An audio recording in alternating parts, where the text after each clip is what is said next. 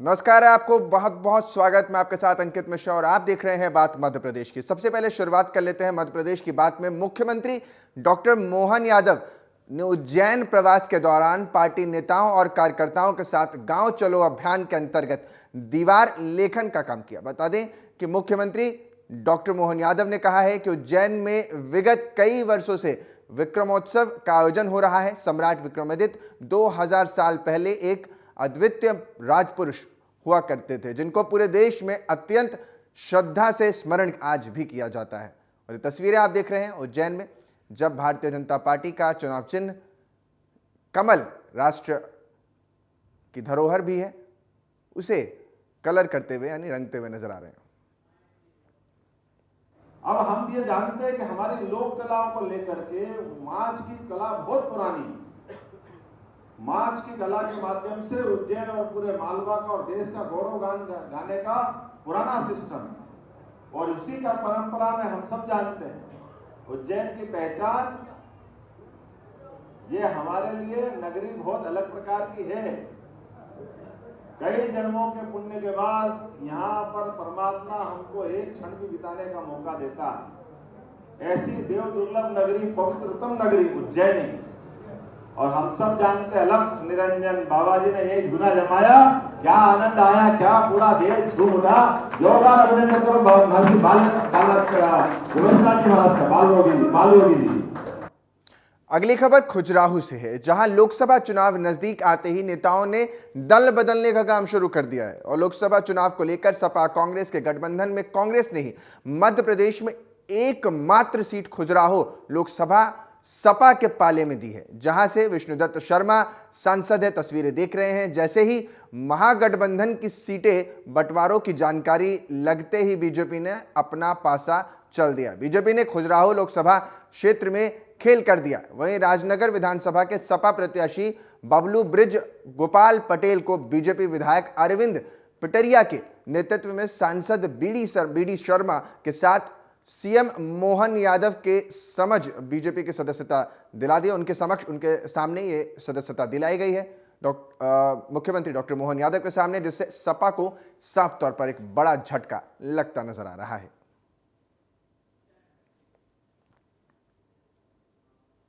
अगली खबर भिंड से है, जहां पूर्व नेता प्रतिपक्ष और कांग्रेस नेता डॉक्टर गोविंद सिंह का बड़ा बयान सामने आया। उन्होंने कहा है, डॉक्टर गोविंद सिंह कहते हैं कि आगामी लोकसभा चुनाव को लेकर कांग्रेस लगातार तैयारियों में जुटी हुई है। मीटिंगों का दौर लगातार जारी है और बहुत जल्द लोकसभा प्रत्याशियों का ऐलान भी हम कर देंगे। साथ ही आगे वो कहते हैं कि मुरैना लोकसभा सीट से चुनाव लड़ने की चर्चाओं को लेकर कहा, कांग्रेस पार्टी के सिपाही हैं, पार्टी जैसा आदेश करेगी हम उसका पालन करते नजर आएंगे।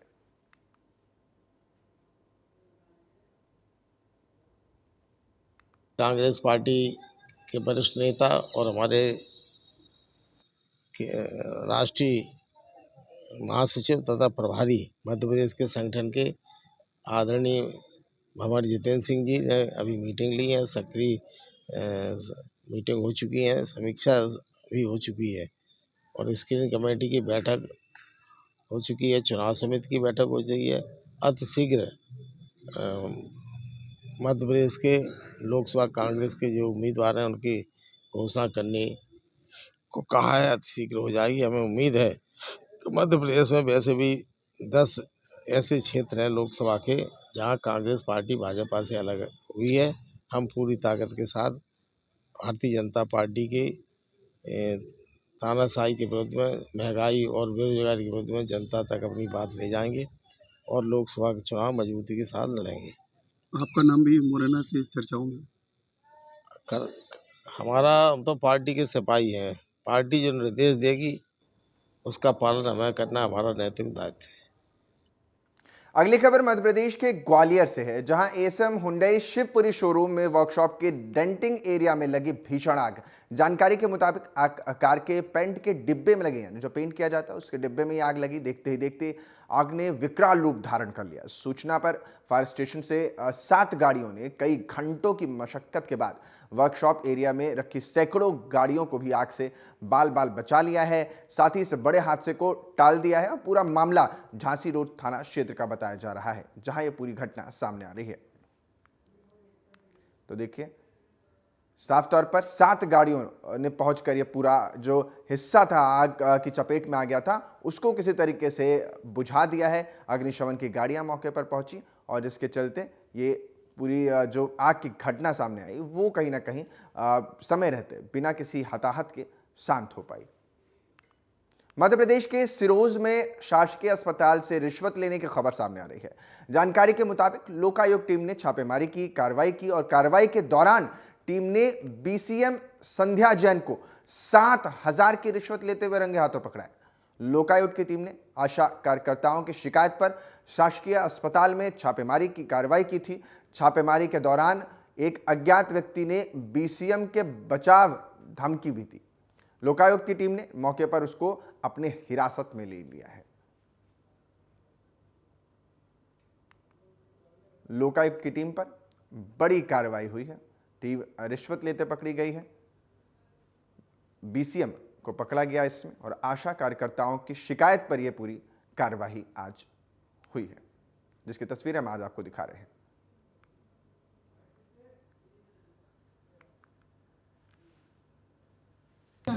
मेरा हरिभाई जाटावे में जीकर रोज की आशा होंगी। पिछले 3 माह से हमें राशि नहीं दी जा रही और ये हम बोलते हैं तो मैडम बोलती हैं कि हमें पिछले हमने 10-10 हज़ार आपको डाले थे, उसमें से अपन ने 4-4 हज़ार आप लोगों ने मुझे नहीं दिए। जब तक आप नहीं दोगी तो आपके पैसे नहीं दिए जाएंगे। इसका सबूत के तौर पे मेरे पास मैडम के पास रिकॉर्डिंग भी है, मैंने किया था। इसलिए मैंने सोचा एक आशा 282 आशा सभी परेशान हैं। आशा कार्यकर्ता हैं, झुकर रोज का काम देखती हैं। ये पिछले 7 सालों से काम कर रही हैं आशा कार्यकर्ता के रूप में और 2007 से सॉरी। और इनके साथ में दिक्कत ये हुई कि इनका जो प्रोत्साहन राशि मिलता है सरकार की तरफ से निर्धारित है कि जितने केस लोग लेके आएंगे उसका पैसा मिलेगा। पैसा निकालने की जो जिम्मेदारी है वो यहाँ बीसीएम मैडम है संध्या जैन, उनके द्वारा निकाला जाता है। इनका ये आरोप था कि हम जितने बार भी हमारा पैसा निकलना होता है मैडम 3,000-4,000 रुपये से रिश्वत की मांग करती हैं। अभी भी इनको नवंबर महीने से पैसा नहीं मिला है। अपने पैसे की बात करने के लिए जब भी गई कि हमारा पैसा निकल जाए तो उन्होंने फिर से इनसे राशि की मांग की है 3,000 रुपये देने के लिए कहा। और इनके साथ में इनकी 2 परिचित भी हैं, हीराबाई और आशाबाई, वो लोग भी आशा कार्यकर्ता हैं। उनसे भी मैडम ने कहा, इन पर ही दबाव बनाया कि उन दोनों के भी 3-3 हज़ार रुपये 4-4 हज़ार रुपये मैडम को ये दिलवाएं।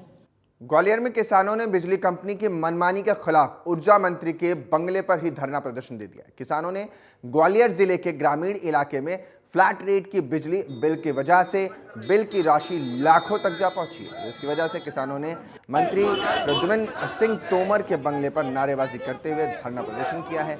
मौके पर मंत्री से नहीं मिलने पर किसानों ने अपनी नाराजगी भी जताई। साथ ही मंत्री के वापस आने तक धरना प्रदर्शन करने की बात कही है। 7 दिनों के अंदर समस्या का समाधान नहीं होने पर उग्र आंदोलन तक करने की चेतावनी दी है। समाधान लेके आए, बिजली का बिल भर दो और लाइट चालू कर देंगे।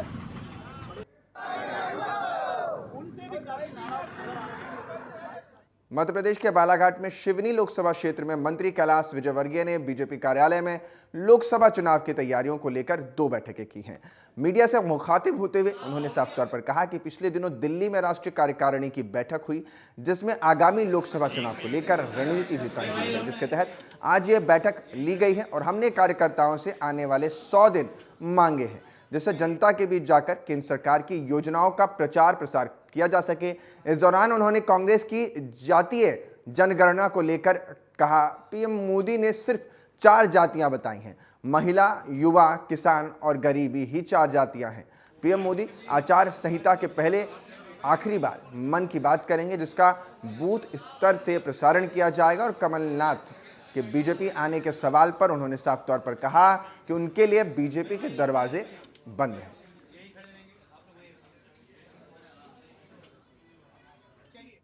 दिल्ली में राष्ट्रीय कार्य समिति की बैठक हुई। देश के हमारे यशस्वी प्रधानमंत्री नरेंद्र मोदी जी ने भारतीय जनता पार्टी के कार्यकर्ताओं से अपेक्षा की है कि वे लोकसभा चुनाव अब आ गए, सब 100 दिन पार्टी के लिए दें। कुल मिलाकर उद्देश्य यही है कि देश जिस गति से विकास कर रहा है मोदी जी के नेतृत्व में, वो विकास बाधित नहीं हो। इसके लिए भारतीय जनता पार्टी की सरकार बहुत आवश्यक है। और ये संदेश उन्होंने कार्यकर्ताओं को दिया। अगली खबर ग्वालियर के बेहद से है, जहां रेत भरने के लिए डंपर चालक से बदमाशों ने ही लूट कर ली है, जिसका खुलासा पुलिस ने करते हुए आगे कहा है कि बदमाशों ने डंपर चालक पर बंदूक लगाकर ये लूट की घटना को अंजाम दिया है। साथ ही चालक के पीछा करने के बाद बदमाशों ने गाड़ी के टायर पर फायरिंग कर दी, जिससे चालक उनका पीछा नहीं कर पाए। वहीं पुलिस ने बदमाशों के कब्जे से बाइक, 315 बोर की राइफल, 6,500 रुपए व टूटा हुआ मोबाइल बरामद किया है। थाना क्षेत्र में जो सुनसान जगह है वहाँ से कुछ रेत के डंपर निकलते हैं। तो विगत कुछ दिनों से 2 घटनाएं टायर फोड़ने की हुई थी, जिसमें अज्ञात आरोपियों के खिलाफ FIR की गई थी। लेकिन अभी 18 तारीख की रात्रि लगभग 10:30-11 के आसपास टायर फोड़कर फिर हेल्पर और जो ड्राइवर था उसको थप्पड़ मारा और कांच तोड़ दिया और उन दोनों से 50,000 रुपये मोबाइल छुड़ा कर ले गए। इसके बाद FIR कर जब विवेचना की, घटनास्थल से कुछ हम लोगों ने सबूत उठाए तो अभी एक आरोपी को गिरफ्तार किया है। पूछताछ पर पता चला, उसने बताया कि भय पैदा करके वो लोग पैसा वसूलना चाहते थे। इस कारण जब पैसे नहीं मिले तो लूट की घटना का अंजाम। खनिया थाना नगर में खाद्य सुरक्षा टीम ने कई होटलों पर छापा मारा है, जिसमें खाद्य अधिकारियों ने तेल समेत कई सामानों के सैंपल लिए हैं। वहीं एक होटल से 4 घरेलू सिलेंडर भी खाली मिले हैं, जबकि दूसरे होटल से 8 घरेलू सिलेंडर भरे मिले हैं। आपको बता दें कि पिछले 3 साल में एक ही दुकानदार पर 7वीं बार ये कार्रवाई की गई है। कुछ खाद्य सुरक्षा अधिकारी मध्य प्रदेश के अन्य मध्य प्रदेश शासन मिलावट से मुक्ति अभियान के अंतर्गत पूरे मध्य प्रदेश में कठोर कार्रवाई कर रहा है। मिलावटखोरों को पकड़ने के लिए सघन जांच अभियान जिला शिवपुरी में कलेक्टर महोदय के द्वारा अभियान चलाया जा रहा है, जिसमें कुछ खाद्य सुरक्षा अधिकारी मध्य प्रदेश के अन्य जिलों से आए हुए हैं यहाँ पे शिवपुरी में, जो लगातार कलेक्टर महोदय के निर्देशन में कार्रवाई कर रहे हैं। हाँ, माननीय कलेक्टर महोदय के आदेशानुसार एवं SDM महोदय के निर्देशन में 2 प्रतिष्ठानों पर कार्रवाई की गई है। राजू मिष्ठान भंडार एवं सोनी मिष्ठान भंडार, जहां पर अनियमितताएं भी मिली एवं कुछ सिलेंडर भी प्राप्त हुए हैं। सुरुंज में राशन की दुकानों में घोटाले का मामला सामने आया है। दरअसल कोरोना काल में कई राशन विक्रेताओं ने सर्वर नहीं मिलने का बहाना बनाया था और ऑफलाइन राशन वितरण की जानकारी दी थी। जब जांच बैठी तो हकीकत सामने आने लगी है। अब इसके बाद विभागीय स्तर पर इन विक्रेताओं ने स्टॉक पूरा करने या फिर बकाया राशि जमा करवाने का प्रयास चलता रहा है, यानी अब कर रहे हैं। और ये बकाया राशि हर दुकानदार पर लाखों रुपए में है और क्षेत्र से करीब ज़्यादातर दुकानों में 2,500 क्विंटल गेहूं और चावल के राशन में घोटाले की बात सामने आई। खाद्य अधिकारी ने बताया कि अभी तक कुल 8 से 9 राशन की दुकानों पर जांच हो चुकी है, जिनमें से 3 से 4 राशन वितरण की दुकानें हैं। अब ये बताते हैं कि वो कोरोना के टाइम हमने जो है ऑफलाइन बांट दिया, जिनका इनके पास विधिवत रिकॉर्ड भी नहीं है। और जब बांटा था उस टाइम उनको जो है वो संबंधित जो भी रहे थे उस टाइम इनको बराबर करवाना था, जिसका खामियाजा जो है शासन इस तरह से मना कर दिया गया कि 2 महीने बाद आपका आवंटन जो है अतिरिक्त आवंटन बंद कर दिया जाएगा। इस स्थिति में दुकानें बंद हो जाएंगी, राशन लोगों को कैसे मिलेगा? अभी अतिरिक्त आवंटन डालते हैं। प्रदेश में कांग्रेस पार्टी में भगदड़ मची हुई है, जहां इसी कड़ी में अब नैनपुर नगर पालिका अध्यक्ष कांग्रेसी कृष्णा पंजवनी ने भी बीजेपी का दामन थाम लिया है। मंत्री कैलाश विजयवर्गीय ने उन्हें भाजपा की सदस्यता दिला दी है। तस्वीरें इसी कार्यक्रम की है।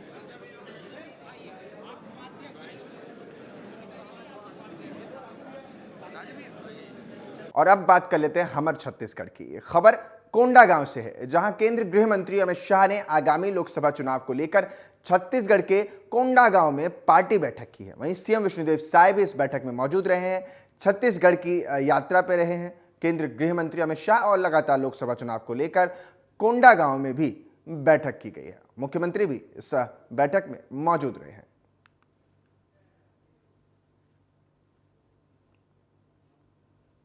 रक्षा मंत्री राजनाथ सिंह जगदलपुर पहुंचे हैं। भाजपा कार्यकर्ताओं ने रक्षा मंत्री राजनाथ सिंह मां दंतेश्वरी एयरपोर्ट पर आत्मीय स्वागत किया। रक्षा मंत्री का स्वागत किया गया है। दरअसल राजनाथ सिंह आज उड़ीसा के दौरे पर रहने वाले हैं। राजनाथ सिंह का विमान विशाखापट्टनम से जगदलपुर मां दंतेश्वरी एयरपोर्ट में उतरेगा, जहां से वे हेलीकॉप्टर की सहायता से उड़ीसा के किसी कार्यक्रम में सम्मिलित हो सकते हैं। सुरक्षा कारणों की वजह से रक्षा मंत्री के कार्यक्रम का खुलासा अभी नहीं किया गया है।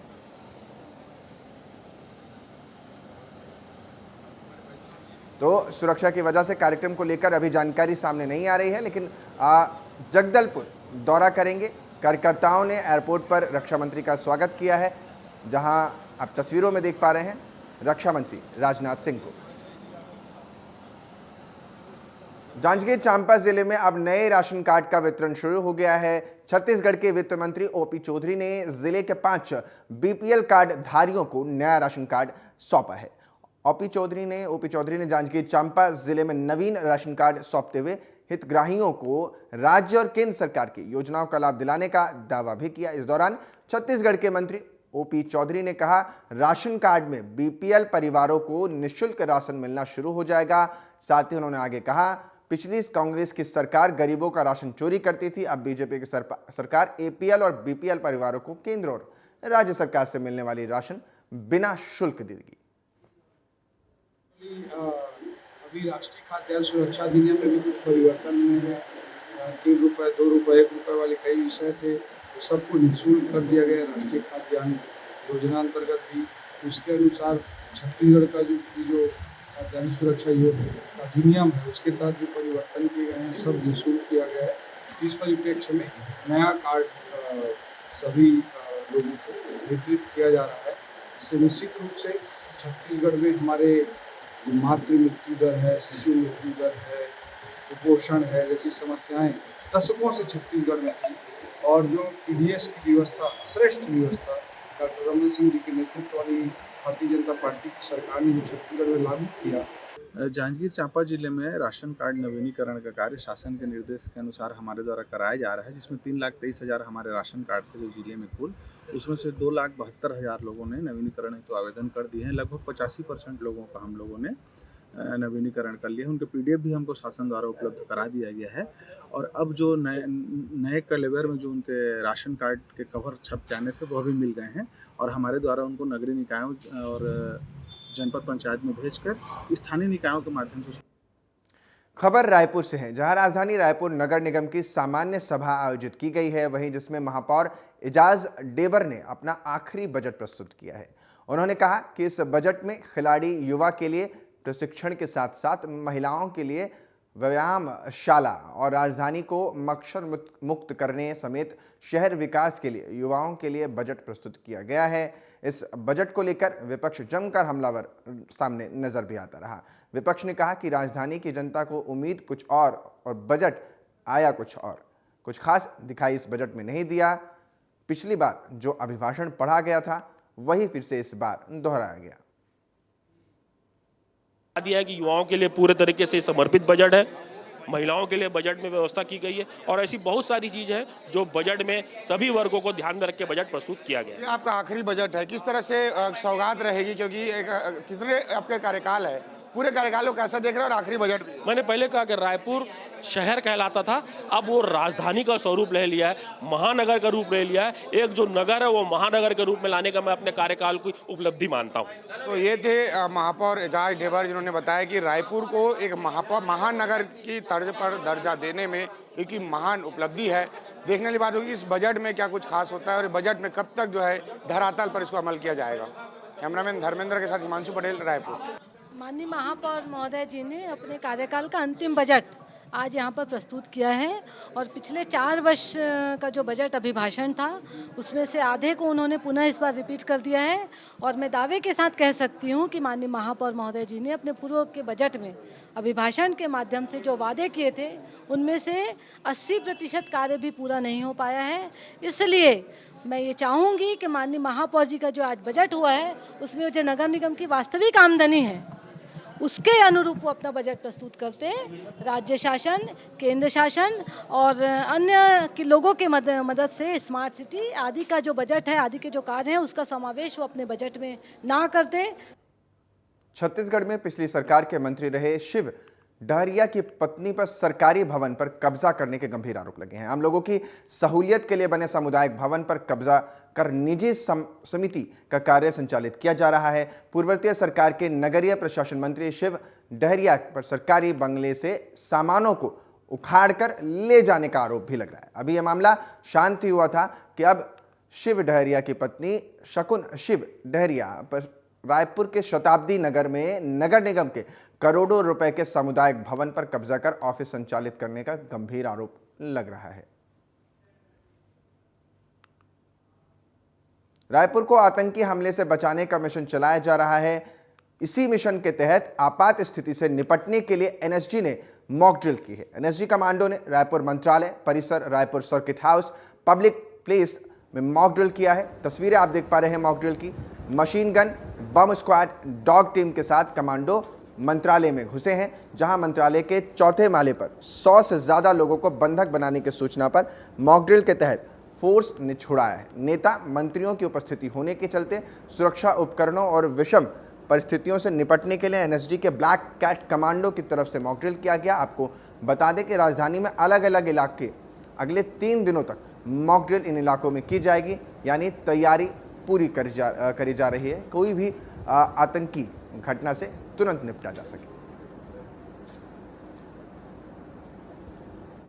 फिलहाल के लिए इस बुलेटिन में इतना ही। आप बने रहे हमारे साथ, देखते रहिए TV27 न्यूज़।